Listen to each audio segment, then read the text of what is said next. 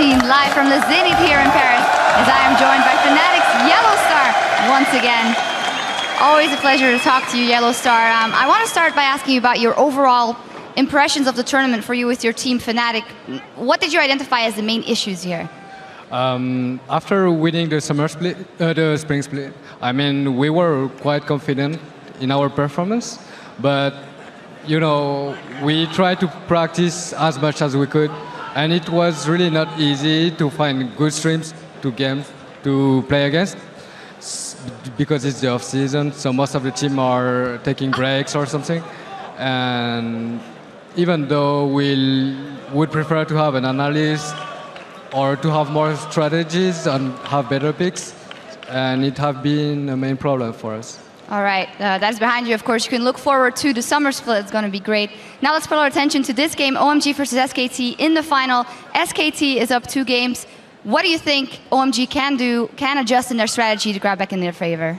So in the first game, OMG had the best pick they could have.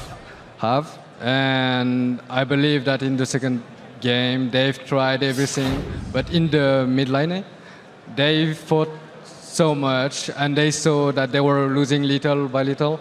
And after the pressure was done, SKT had all the jungle control. It was really hard. We've played against SKT, and they're really good at it. When you do one mistake, they are going to punish you, and there is no way you can come back. Okay, well, we will see what OMG can bring to the table in that Game 3. Final question. We're, of course, in your hometown here in Paris for this event, and the crowd has just been absolutely amazing. What is it that makes the fans here, the French fans, so OP? Well, they are just the best. I mean, they are really passionate, and they cheer for us mainly, I know, because I noticed, but because we're 2 Frenches, so we play at home. But mainly when there is any big plays or any good action, they just cheer for it because they just love the game. And this is what makes the community really great. Yeah, absolutely. You couldn't have said it better. Our amazing community and a lot of support for you as well. But we're going to go back over to the guys at the desk. Thank you very much, Sharks, and thank you to everybody in the venue. We are moments away from our 3rd match between SKT, T1K, and OMG, and right now, things look perilous for OMG as SKT have already raked up 2 victories. They must win this game to stand a chance and extend the series. I do want to touch on the fact that as it is Game 3, this is the game that SKT opted to play on the blue side, so they will be first pick, first ban. It also means that OMG has the potential to grab 2 champions on that second wave. But SKT are playing with such confidence. Talk to me about their playstyle and some of the pick ban options, Crepo. Yeah, I wonder if they pick blue side to just maybe go for a stronger bot lane here and just win the lane, because they've been swapping away from bot usually and have the scaling top laner and just go away from that. As well as, is OMG going to go for the swap on purple side? A lot of these teams have been going for a lane swap. Or is OMG going to say, well, we're good at fighting, we'll just brawl you 2v2, meet you in the bot lane, meet you in the top lane, go for this like early game composition again, and just maybe if they ban the Kha'Zix, find something that can brawl better in the jungle 1v1. Because every time Pomelo and Bengi met so far, Bengi got on the better end. Even at one point, he was level 6 against a level 4 Pantheon and killed him. And that just killed the entire momentum OMG could have in the early game. I think it's hugely problematic here that Pomelo has been unable to pick Lee Sin, isn't feeling confident with that champion in these matches because he would be able to match some of the early game pressure put down by Bengi. But they banned it. OMG banned it in Game 1, didn't pick it in Game 2, and that makes me a little bit worried. I think if I was OMG going into this match, as strange as it sounds, I'd start banning out AD carries.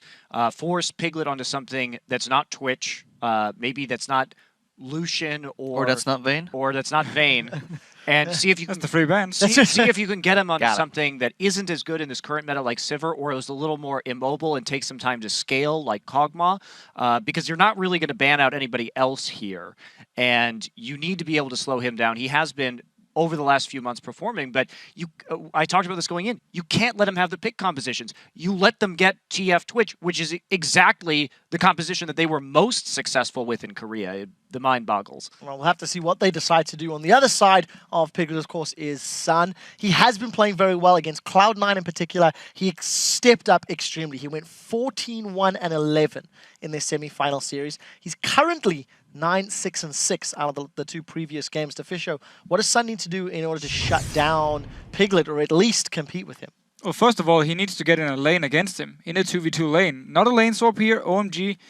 Honestly, should just try and go for the 2v2 if they can. Try and win the bot lane, him and Alan together. Try and shut down Piglet this way, get a lead for OMG, and then try and transition this into the mid game, and hopefully just keep Piglet down. If they do decide to go with all the AD carry bans, and Piglet is on Cockmore, for instance, it's going to take him time to build up. Shut him down early. You have a lot of time now where your AD carry is a lot stronger, and that's what OMG can use to win, because we've now seen 2 games. One of them was a very early game comp.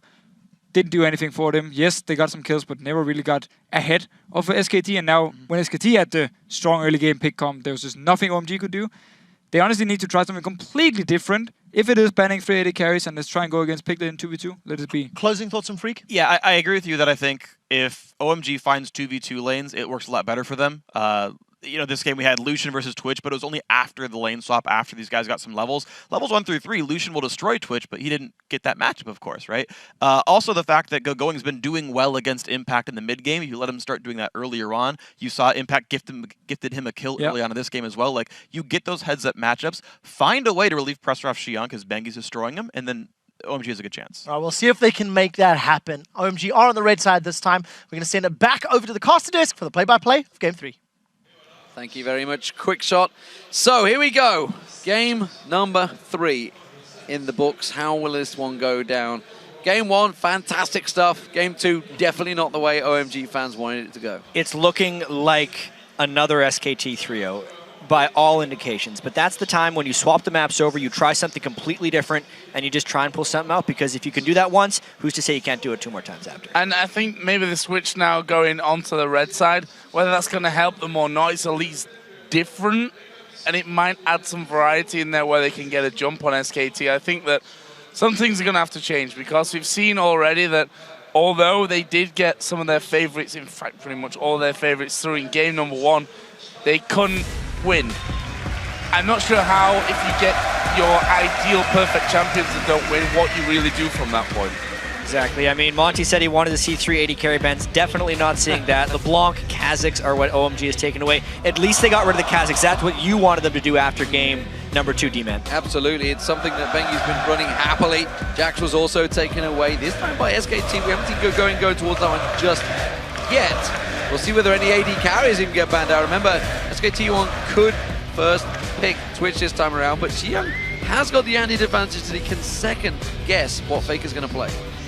Yeah, that is the red side. That's basically what SKT wanted to take away from them in the first 2.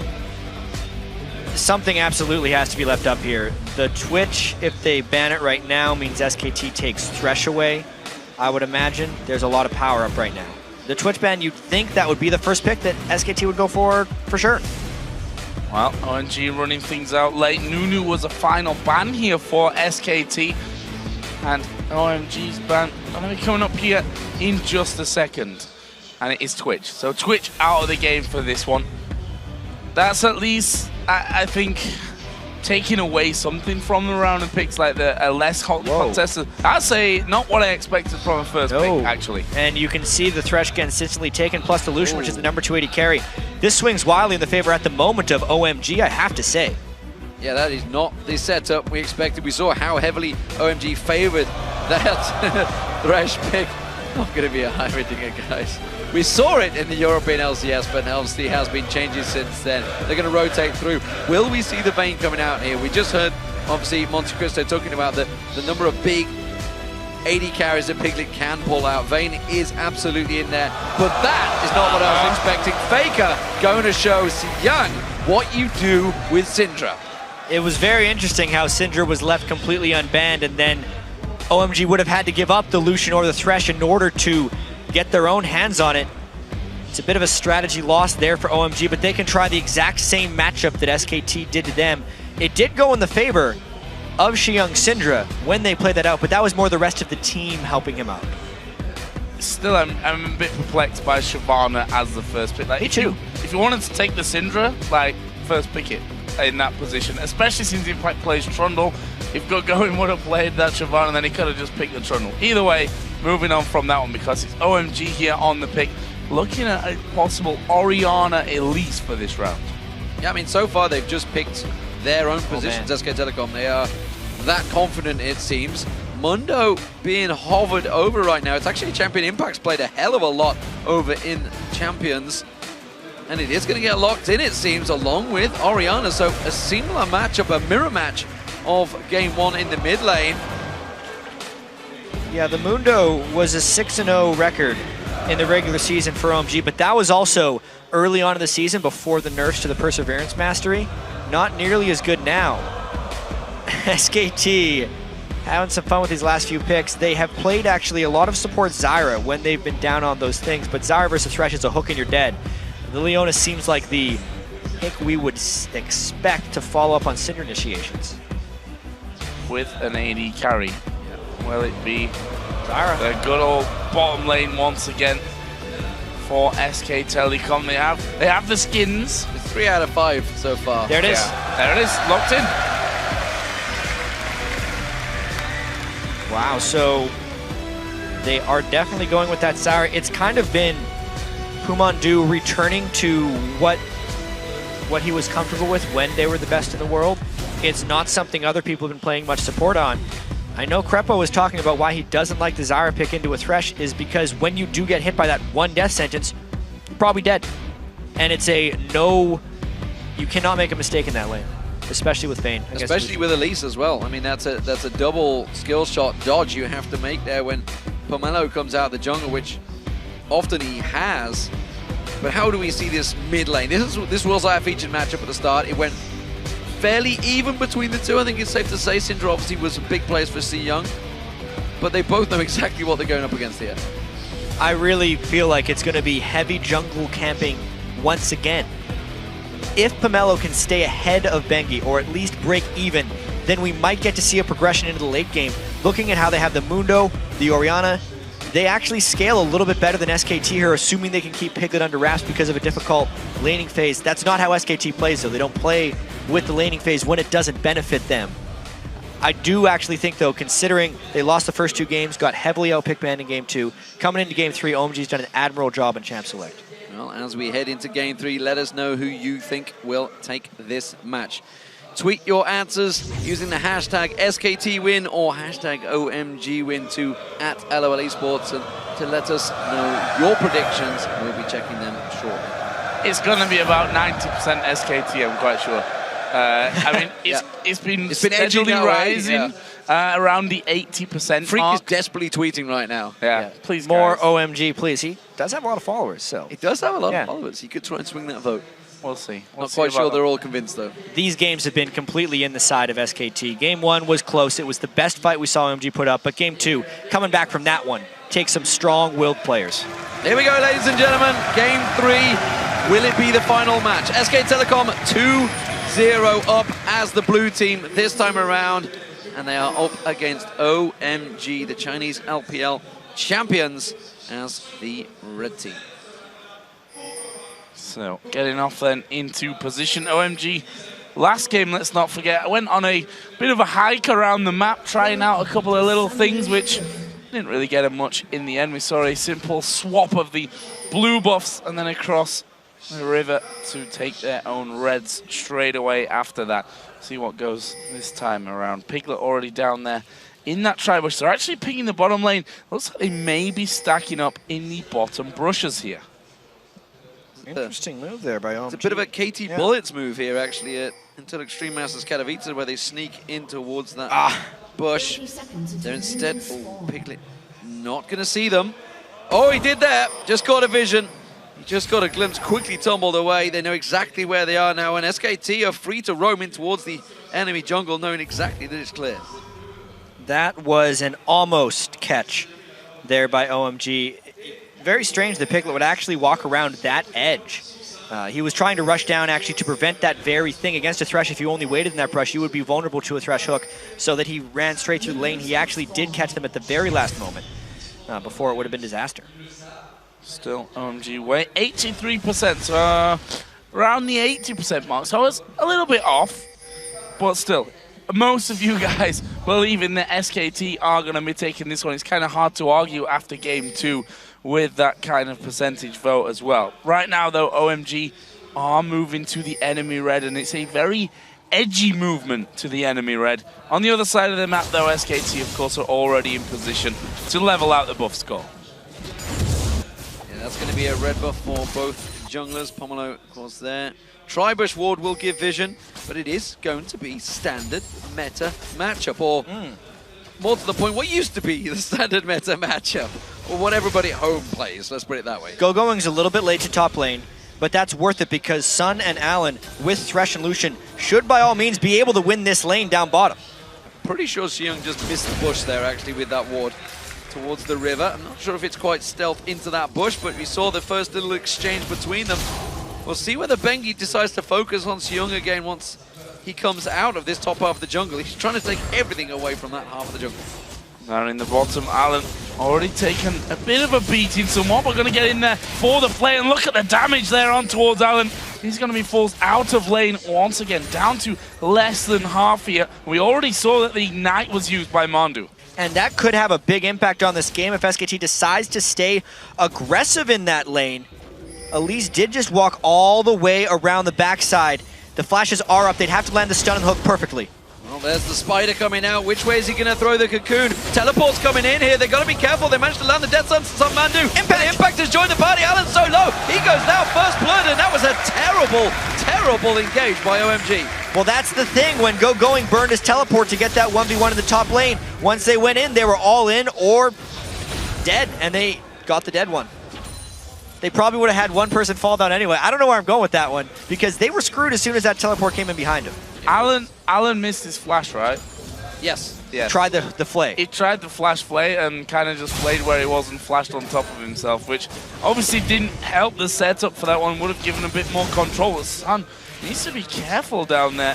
Zyra doing a deceptive amount of damage, and well, basically what shouldn't ever happen in these 2v2 lanes when it's a Vayne is the Vayne should get first blood and get going. Or, I mean, obviously it can happen. It's just, you don't ever want it to. One thing is safe here. Pomelo didn't give up first blood to Bengi this time around, that's for sure. But Xiang in this mid lane is having some serious problems already against Faker. 30 to 20 in CS and continuing the damage on towards him.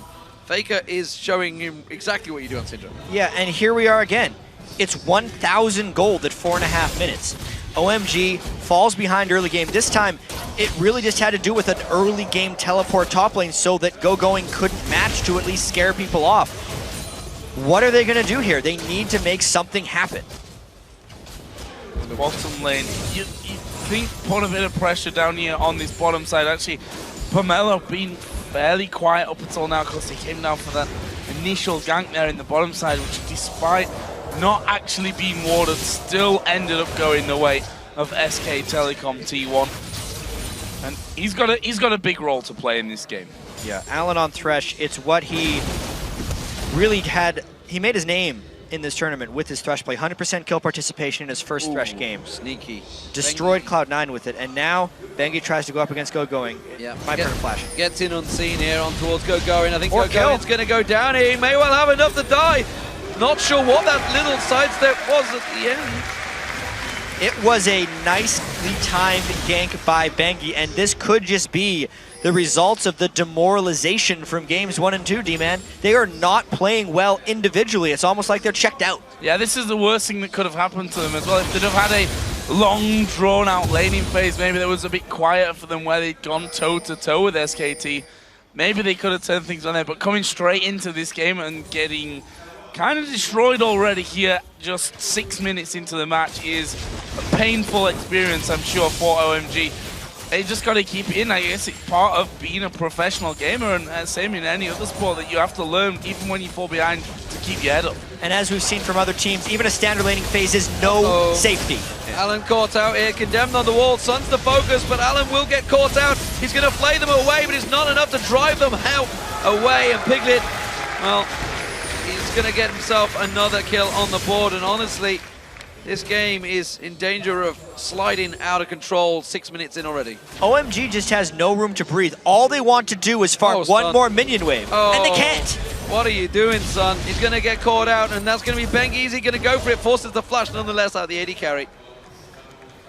That's fine for him as well. Sun now, well, the bottom lane in general has no summoner spells left apart from the Ignite out of Alan, which is not really likely going to be turning anything around down on that bottom side. So if they can keep this vein going, I mean, he's already got Vamp Scepter in there, got himself the longsword as well, and I mean, it's only a couple of CS to lead because they've had so much back and forth trading on this, but Piglet's going to start to just completely dominate Alan in the bottom lane. In fact, they've switched already because they're like, well, we just can't do that. We can't fight that lane. Especially when they're down a flash. If there's a 2v2 with anyone else coming in to intervene, it's done for. And the only lane that hasn't had any intervention is this mid lane, which normally is exactly what OMG would want. But Faker is just outclassing on Syndra this game. Syndra is a better 1v1er than Orianna, especially when played by Faker. And that's the last bit of strategy that OMG could have hoped to rely on, I feel like. Yeah, OMG in trouble. They're going to try something out, as you mentioned, switching around in towards his top lane. Impact doesn't seem too worried about the fact that he's got Alan and Sam coming out towards him. He's got that level advantage, as you mentioned. Faker now making his way up north. Pomelo wondering, should I try and do something here? I'm going to go for it. It's going to sink his teeth in. Young comes in. Pomelo continues. Young out of position and actually lands the double stun there. Faker on both of them. He's 2v1 so far. He's gone a little bit too far, I feel, though. Bengi comes in to support. He kicks him away. Does not land the Sonic Wave. Manages to chase on towards Young, but he gets away clean. First bit of jungling ganks, and it almost turned something around for OMG, but not today. And now Going might actually be in a fair bit of trouble. That turret goes down. He's all alone. Yeah, gonna be attacked after that one was locked up by the roots. He's going for Mandu, but he's still got someone to heal in there. Meanwhile, Son here is being 1v1'd or 1v2'd, let's be honest, by Impact. Should be able to get back to the tower, but here comes Bengi. Dodges the Q. Doesn't matter. Impact flashes in, and they kick Alan back home to the tower. What a play right there by Shyvana, and I believe it was actually him I have to see this again. He interrupted the Lantern with his Dragon's Thing. That's a play that I almost never see executed successfully. Everyone always tries for it, but because he got the mini knockback while he was in flight for Dark Passage, it stopped him. That lets him close in for the kill. Fantastic stuff. Style points being given to SK Telecom every step of the way. 5-0 and a 4,000 gold lead already. Pumandu, though, may well get caught out here. But you can see Piglet already trying to do it. Condemn on Pomelo. Pomelo going to try and get away, but the teleport comes in again this time. And that's another kill for Piglet. Stranglethorn's not quite catching Gogoin, but now it's 6-0. And this game is well out of control. Yeah, Joe said it right during that fight. Oh, God. As soon as it started happening. 6-0, as you said, 5,000 gold. Blade of the Ruined King at 9 minutes and 40 seconds for Piglet. There's not even a phage on Sun right now. Mid lane, CS advantage, jungle, more pressure added. Top lane teleports being really impactful for Impact. This is the best of the three. It is SKT finding everything that OMG wanted to do and taking it directly away from them. Sun just trying to get a bit of extra farm in there. I said it before, he's actually holding up when it comes to the farm. In fact, his Sun spent about 3 minutes of the game actually fighting at this stage. So not been exactly focused on his farm. He's farming those champions down in the bottom lane. Mundo twice, getting the Elise in there as well. And he is definitely on fire at this point of the matchup. And now they move to the top lane where they'll be looking for another turret. Only one turret taken, but that's, with this kind of lead, only going to be a matter of time before it changes. And it's still about OMG never having safety in any of their lanes. The laning phase can extend as long as SKT wants it to because they are winning it so heavily. Well, Young pulled the shockwave on Faker, wasn't too worried about it. Bengi's in trouble though. Now how's he going to get out of this situation? He manages to put the kick on Pomelo, but with the shockwave already used, there was nothing to back it up. Lane pressure through and through. That's turret number 2. These lanes have been won so hard they're not even trading back turrets. This could actually be a complete shutout if SKT continues to play it. Bengi was taken low there, coming back in, and we said it in that last game as well that we've seen a couple of players from SKT where they've maybe got a little bit too forward thinking, is what I'm going to call it, because I think that's a nicer word than anything else. But honestly, they are, what, we're 6-0 up in kills here. We've got a huge amount of goal difference, almost 6K. There's a stun going on to Xiang. Is Baker going to go all in on this one? Yes, he is. Is he going to pick up the kill? Ignite is ticking away. He flashes in. Pomelo might at least be able to pick up the first kill here for OMG. He won't. He's going that steals it in the end. Gotta say, that was still a nice move by Faker. He burned everything that Xiang had. He gave 1 kill back to Mundo, which, there you go, was a bit of forward thinking. They don't need the perfect game, but they do need to win this one. They're still on their way to a 3-0. Yeah, it's not going to be the perfect game. That's what they needed. Don't want to get humiliated, although some would argue that the way this is going, it may well happen.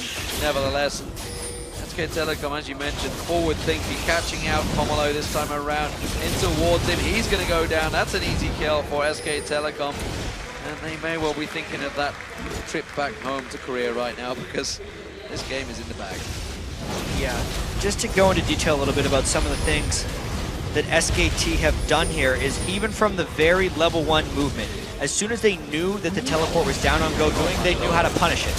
And Alan here having to flash away everything thrown out by Mondu while the rest of his team were actually finishing off that dragon. Faker in the meanwhile pushing straight up this mid lane. Nothing that Xiang can really do to hold on to him now in terms of damage.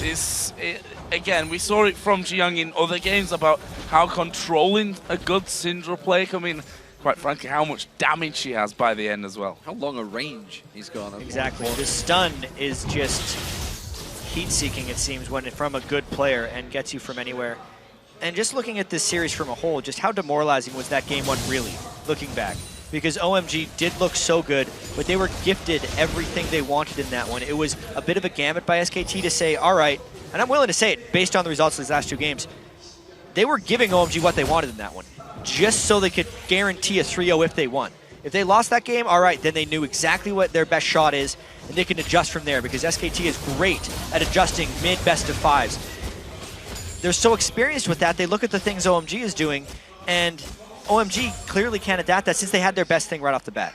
Well, one team has played a lot of best-of-5s. It is SK Telecom, that's for sure. They've been in the highest of pressure situations, as we have a glitch in the matrix there. Yeah, skipping out of 5-second delay right there, unfortunately. Everything is fine, do not worry. Oh, good. Actually, down in the bottom, there's a fight going on, but we're not seeing it. No, they're both dead. Well, it was 2 more kills for SKT. We will get that replay for you shortly. Fight in the top lane, though. And Ireland's going down. Piglet going to go on the rampage from that one. The kills are coming so quick. We're missing them, and frankly, we're not missing much because they are just flying down right now. 3 kills for SK Telecom there, 11-1 already, and already it's a 9,000 gold advantage. Make that a 10,000 gold advantage. Just going, gone. 12 kills to 1. SKT has taken it all the way home at this point. Rounded the bases. They're only 15 minutes in, and a 10,000 gold lead. So at Worlds, it was a 12-minute inhibitor. We saw that clip earlier on with Monty at the telestrator. While this has not had the intricacy of that specific move they pulled off, it's had a lot more in a way. I mean, we're 15 minutes in, it's 12 warning kills. This is even more one-sided. And I think there's multiple things at work here. It's not just SK Telecom playing amazingly, it's OMG being on tilt. Yeah. They have made many individual mistakes from the very early game. Just Allen missing his flash play. Hooking him a plant, I mean, I guess there was nothing you could do about that one. But they're not seeing things coming. They're teleporting into the wrong situations, and when you're down at this point after you've made a few mistakes and already lost 2 games, who can really blame them? These are all incredibly young guys, and there's so much pressure on them to perform, especially nationally. It's an unfortunate situation for them to be in. And the problem is, SK Telecom, you know, while everybody else was, and us included, oh, Bengi caught out hit, nope, safeguards away, he's going to get repelled on, the culling catching on towards him, it's just not enough damage coming through there. They will get the kill, but at what cost? Sun's going to get caught out, Faker pounces in and Impact gets himself the kill. And now Shi-Young's caught, pinned on the wall, condemned in there. Shockwave pulls Impact and Faker back to him, but Shi-Young's got nowhere to go. And Impact just simply burns his way through the opposition. They just keep on going. Impact and the stun from Faker. Double stun from Faker. Alan down to less than half HP. Piglet gets in there. Impact actually getting that one in the end. A 3-for-1. Bengi playing the blind monk, which is what it did. Went straight into the brush, came back out, baited them into pushing out, and SKT are going to get another inner turret. There's only the base left for OMG. 16 minutes 40 in. Destruction derby right here, 6 turrets as you mentioned, but what I was about to say is the fact that SKT did not fear Alan on Thresh. Not in the slightest. The main reason being that he hasn't been able to be aggressive on it. SKT have been shoving him down. Every time they let him on Thresh, they've gone full on aggression, whereas OMG work their best when they are being the aggressive ones, and simply put, they just don't get a chance to be against SK Telecom. Wow, okay, yeah. Report for feeding. That was just a ridiculous move by SKT right there. Look at how many of them there are. OMG has nothing left. They're trying desperately to make plays. Big smiles on Gogoin's face. I think he's already realized the goose is cooked. And Pumandu, he's going to get pulled on. Can he have enough damage? Nope, he's going to get bounced. And actually, OMG getting away from what I thought was going to be another, come on guys, you come and get me if you like, but in the end wasn't. We've got Impact on the bottom inhibitor turret. The other 4 from SKT here are on the middle inhibitor turret. Call it what you want, this game is pretty much over. We're not quite 20 minutes into it just yet, but SKT, they're smooth as butter. They can't even surrender right now, but, you know, honestly, they may as well put their hands up, because as it stands, the first inhibitor's going to go down. Oh, not quite, though. 18 minutes into this game, it is domination at its finest, and honestly, you could compare this game straight to Royal's third game in the World Finals in Season 3, because SK Telecom are just showing their dominance right now. Exactly. There's actually not too much to analyze about this game in particular, because it all comes down to the series in a whole. And you did bring it up earlier, but the fear that they can instill in their opponents. They literally let OMG hit them with their best shot, and once they beat that, OMG, they lost it. Teams have never, especially in OMG's history as a team, given them their best things and had them lose with it. That was the first competitive loss of Shi-Young's career. He doesn't know what to do with that. Gogoing had only ever lost twice on Renekton. Now it's 3 times. And once that happened, and an even more demoralizing game 2, with SKT just kind of showing off their TF Twitch play, what is left to go? You can have all the analysts in the world right there, but when you know what your best thing is, and you actually get it to try and jump ahead in a best of 5 series, and it breaks apart, you don't expect a game 3 like this, but it's not too far gone. Now SKT pushing in. You have to feel close to the victory. Inhibitor going down, and there's the stun on towards Shi-Young. Here comes the dragon right into the middle of the team. Oh, Bengi kicks him out. Oh, Shockwave goes down as well, but this should be a one-way destruction. Gogoing got his ultimate running, but Piglet is hammering down. Another great stun by Faker. Sam's not going to get away. He is dead. Pomelo is dead, and that is a whitewash for SKT. They could win this before 20 minutes. 20-minute game, as you mentioned, 19 minutes 48 on the clock. The Nexus turrets are falling. Pumandu is tanking this one up, but the minions are coming through right now. And SK Telecom, T1K are the clear all-star champions. They have been unbeaten here in Paris, and it has been a demonstration of force against OMG. They might actually fall away from this one, but this one is all but sealed. Gogoing, trying to teleport in and get something done. They're just toying with their opponents right now, I feel. I think they're pretty sure they could have finished that. They all want to get a kill on Faker. It's not going to happen. Who wouldn't want to get another kill on Faker? Or Piglet, for that matter. With the way they performed so far at this All-Star Invitational. Completely sweeping the event. Every single game has fallen their way. They've had a couple of close ones. But at this point, it honestly feels like it was their own choice that those were close. Piglet's got a Zephyr now. Genja would be proud. Stinger, which is exactly what it is now, for now. It might get it by the end of this game though. 21 minutes in, well on his way up. Son, of course, not well. it's really hard to just say anything about where they are right now in this game, because it's over at this point, and it's been over for quite a long time. And you know, as commentators, it's our job to keep everyone's hopes up, but sometimes, guys, we just don't want to lie to you. You can't do the impossible sometimes, that's for sure. Piglet, who honestly has played immaculately this tournament, you know, he was very sensitive about, he's going to keep on chasing. A little bit too deep, buddy. Don't go too far. There's your first death of the game. And it is going to be to Shi Young. But I was about to say, you know, he was tearful back at OGN Champion Winter about his performance. Didn't feel he'd really put in his best. And you got to think, turning the corner really coming into this tournament, he's played brilliantly. Going to keep going possibly on this one here. Impact actually teleporting in. That was from the bottom lane, by the way, where he was just pushing the inhibitor turret. SKT are going to go for the win here. GG coming up here, I feel, for SK Telecom. The Nexus is going to fall. Faker's just toying with his opponents right now, but it is Impact just chewing his way through the hit points. Faker, he's continuing to toy with his opponents off the side. SK Telecom, T1K of the All-Star 2014 champions.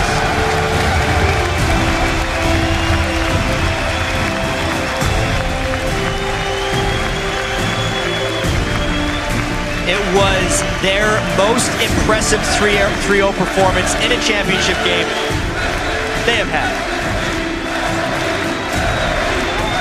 We hear the crowds here. They were most definitely Fnatic fans at the start of the week, but they've been fantastic here to every team. And well, both of these teams enjoyed the applause and, to be honest, explosion of noise that's been produced here for them today. And SKT, a deserved champion. OMG giving a good fight at the start, but you have to feel at the end it was just too much for them. Yeah, there was honestly nothing OMG could do in the last two games, in fairness. Still the support from the crowd, however. This crowd is an experience for all of these guys to play together with. We have to wonder from this point forward how SKT is going to do their next season in Korea.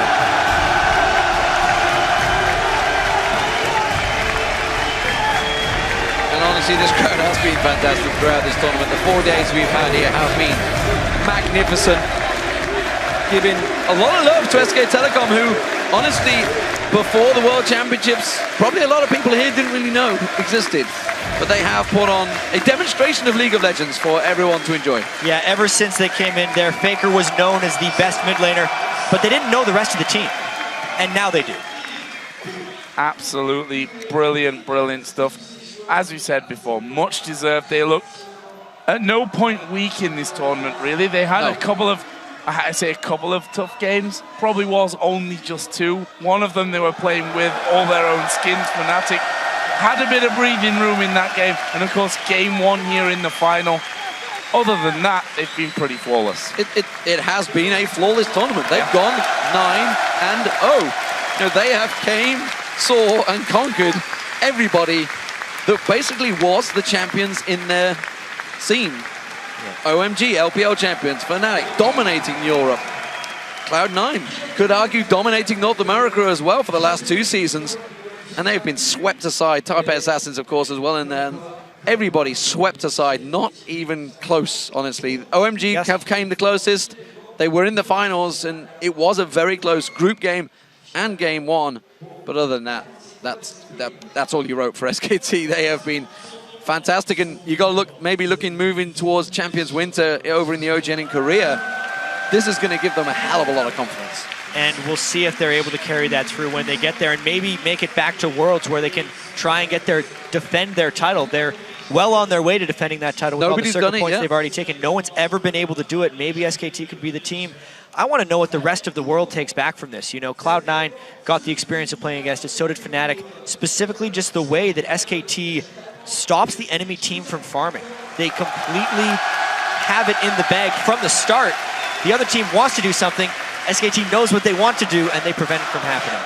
And the picks, the diversity in the SK Telecom game, you see it here in all 3 games. Different setups with different aims in the end of them. The Zillion comp obviously was promised to us a little bit, yesterday I think that interview came out. And they delivered with that one. Stronger in the early game. The point exactly where OMG are weakest. Brilliant. They knew exactly what to do. It's an incredibly difficult thing to play against when you can't farm your own lane. The chance for Riot there, I believe, coming out of the Parisian fans here. And they have been magnificent, this crowd. We mentioned it before, but everybody at home has also been commenting on it. And, you know, we were asked last year, if you were to have this in Europe, where would you want it?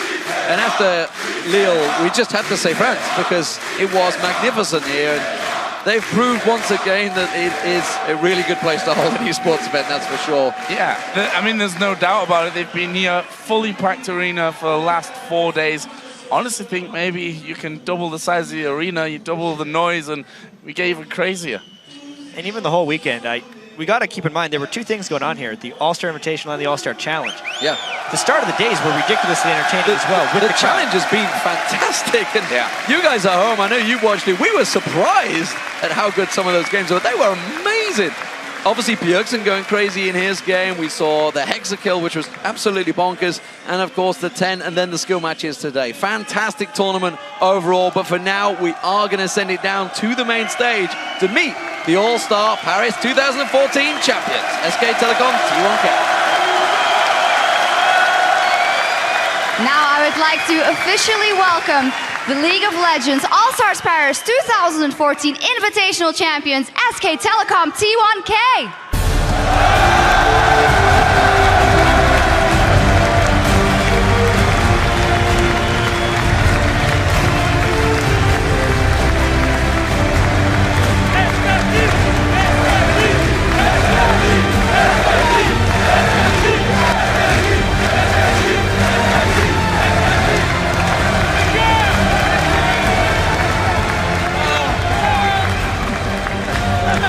And now, please welcome to the stage Riot's Vice President of Esports, Dustin Beck, or as you may know him, Redbeard.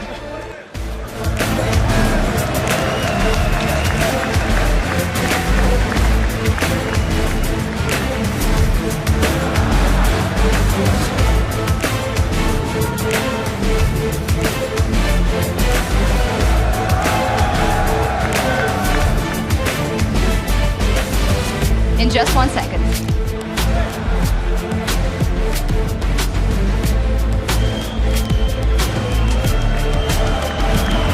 He's on his way. There he is, Redbeard. Yeah. Man. Guys, can we hear it one more time for these guys?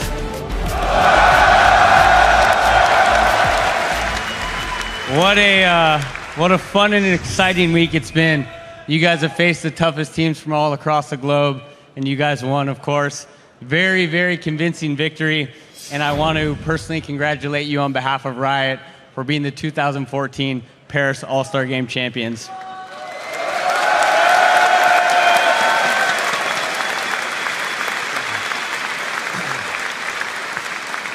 I want to take a second to thank the millions of fans who tuned in on television, online, all across the globe to watch this event. Yep. I want to thank the epic city of Paris, and of course, I think it goes without saying, I want to thank all you guys here today. You are some of the most awesome, wild, and crazy fans we've ever had.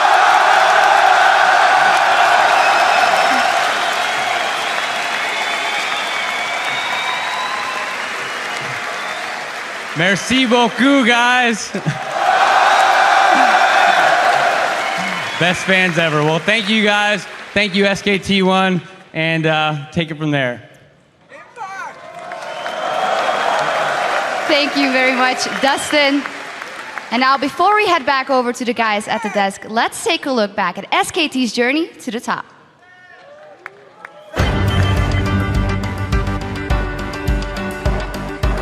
SKT have just pulled out all the moves in this first game. Got for Cyanide, he wants to try and pop it down. Maybe enough, he gets Cyanide down before the power drop. That is why you don't pick the world champion skins against them.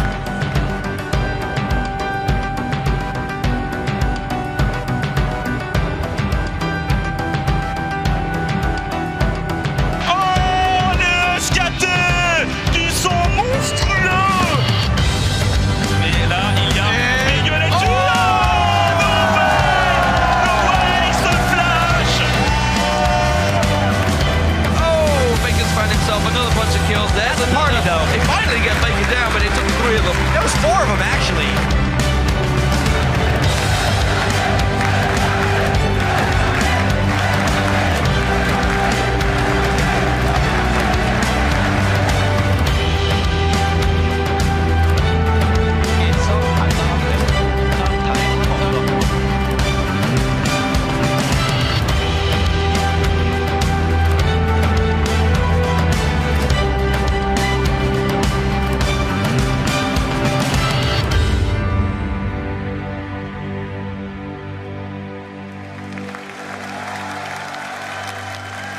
Welcome back. Congratulations to SK Telecom T1K, who are leaving All-Stars Paris 2014 without a single loss.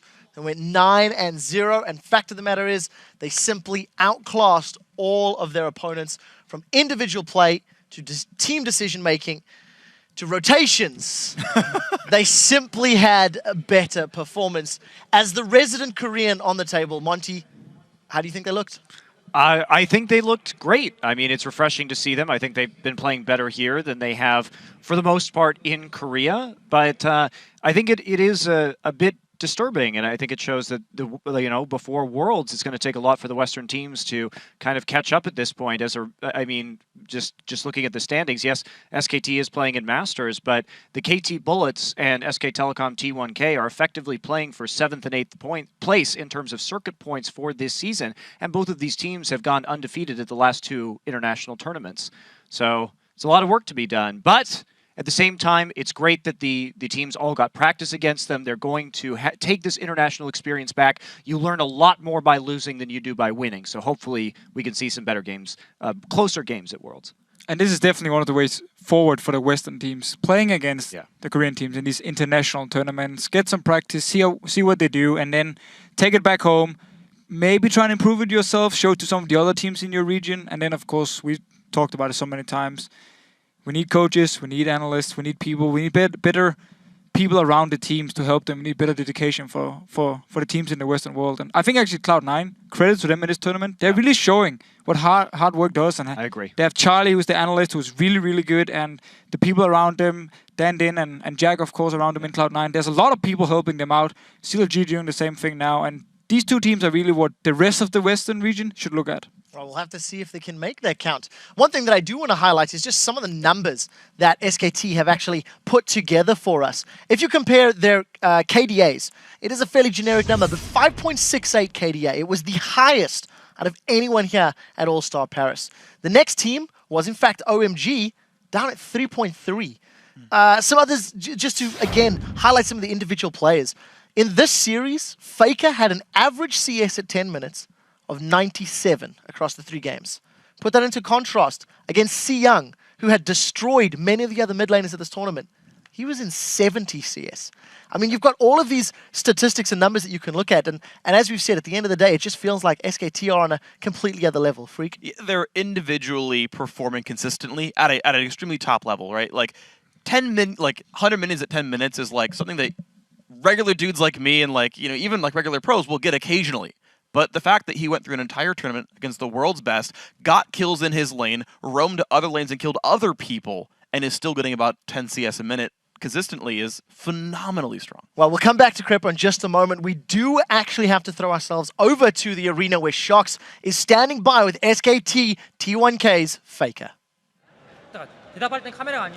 Thank you very much, Quickshot, Faker, and Bengi here, the champions here at the All-Star event 2014 Paris with SK Telecom T1K. And of course, I want to ask Faker about that matchup versus Xiang in the mid lane. In the end, a mirror matchup there. How did it go overall playing versus him? 우선 올스타전 우승을 축하드리고요. 첫 번째 질문으로 이제 OMG의 미들라인은 시양 선수와 1경기는 신드라 오리아나고 2경기 때는 바꿔서 했잖아요. 그거에 대해서 좀 얘기 좀 해주세요. 일단 시양 선수가 저희랑 연습 게임을 할 때 되게 훌륭한 플레이를 많이 하고 또 특히 직스를 할 때 스크린샷이 정말 잘 맞추더라고요. 그래서 그 스크림 할 때 좀 애를 많이 먹었었는데 대회 때는 좀 긴장해서 잘 안 나오시는 것 같더라고요. 그리고 오늘 미드라인 대결은 제가 이긴 것 같아요. So when we were practicing with OMG, I had a very hard time playing against him, and especially his Ziggs play was really good. His skill shots were amazing. But I think today during our final match, he was a bit nervous, so he didn't actually play his full potential. So I think today I was a better mid laner. All right. A question I want to direct to Bengi is, in the beginning of the season, there was some criticism of your play, but you've done exceptionally well here. How do you reflect on your play here in the tournament? 이번 시즌 초기에 이제 뱅기 선수의 플레이에 대해서 몇 가지 이제 안 좋은 이런 글들이 여론에 있었어요, 인터넷에. 근데 이번 올스타전 때 이제 매우 잘하셨잖아요. 본인의 활약에 대해 어떻게 생각하세요? 일단 저는 이번 올스타전에서는 충분히 만족하고 간 것 같고 몇몇 좀 아쉬운 장면은 제가 좀 많이 느끼지만 그래도 앞으로도 발전해 갈 거기 때문에 전 지금 올스타전에서 매우 만족하고 돌아가는 것 같아요. I'm very satisfied with my own performance during All-Star games. There are a few moments where I made some small mistakes, but other than that, I think I'm gonna keep on improving, and I'm very satisfied. Yeah, it was actually a very good performance from the entire team, dominating even. And, well, Faker, in the first interview, you said how this could be a turning point for your team. So what do you take from this fantastic win here at All-Star going into the rest of the season? 페이커 선수 첫 번째 인터뷰 때 이번 올스타전이 전환점이 될 거라고 이제 얘기하셨었는데 이번 올스타전 때 완전히 정말 최강 팀으로 군림하고 전승 우승하셨는데 이제 앞으로의 포부에 대해서 얘기해 주세요. 네, 제가 일단 목표로 말했던 이번 올스타전의 전환점으로 만드는 거는 거의 성공한 것 같고요.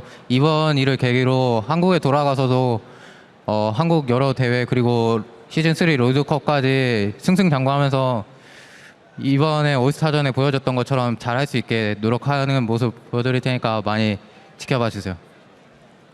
So I'm glad that, as I said during my first interview, that it was a very successful turning point for us. And so I would like, once we go back to Korea, I want to keep on winning and winning all the remaining tournaments. And eventually we want to win the Season 4 World Championship. So please keep cheering for us and we'll keep on trying to win the remaining games. All right. Well, is there anything else you would like to say to your fans? Because they were cheering really hard for you guys here. 마지막으로 이제 오늘 열심히 응원해준 현지의 팬들과 이제 그 영상을 통해 봐주신 팬들한테 한마디 좀 해주세요. 일단 파리 팬분들에게 정말 고맙게 여기고 있어요. 파리 팬들이 정말 막 함성이 엄청 크고 호응도 엄청 잘해주셔서 막 제 게임하는데 막 희열이 그런 느낌이 계속 좀 단어 선택이 안 좋을지 모르겠는데 그런 느낌이 들어요. 그래서 파리 팬분들에게 항상 감사하게 생각하고 그리고 현지 팬분들에게도 항상 응원해 주신 분들이 있어요. 계속 저희가 지금 부진한 모습 보여주고 있지만 앞으로 계속 열심히 할 거고 올라갈 거기 때문에 좋게 봐주셨으면 좋겠습니다. First, I want to thank all the French fans and all the fans who came here today to cheer for us.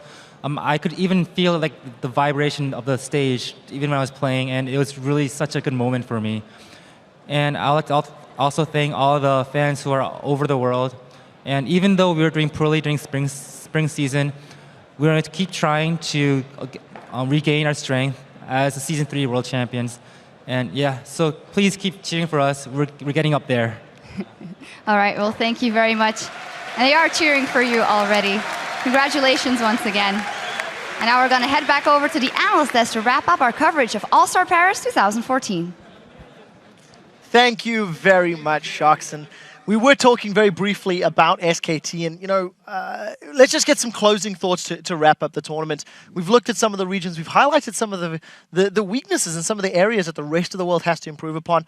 OMG showed individually they have it in them to swing with one of Korea's best. Yeah. Unfortunately, there's a little further. Krepa, some thoughts? Yeah, I just want to show that SKT is so good at playing the late game because they understand the map so well, but they can also close out the game. The last game at 20 minutes, they were 20,000 gold ahead or more. So they had more than 1,000 gold coming in above their opponents every minute. That just shows, okay, it's not a fair assessment because OMG was pretty much broken mentally already, but just shows how brutal and how much they can exploit in the game of League.